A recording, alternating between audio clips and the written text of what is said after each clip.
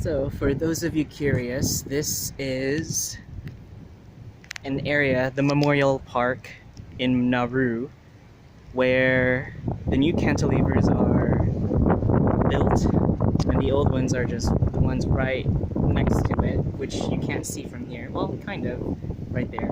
And this time we have a ship that is unloading its cargo. It's a cargo ship that's unloading its things that it brought via that crane, and it's placing it on those tugboats to haul it back and forth. I think it's going to the new harbor, which is that way, the new harbor. And then the memorial is just right there, which we will take a walk. So yeah, it's nice to see that a cargo ship came in today and that the island is finally going to have replenishments, because getting things in island during this pandemic is quite difficult. So let's go see what Maz is up to. Let's go check out that memorial, and there seems to be a function, a government function next to it right there.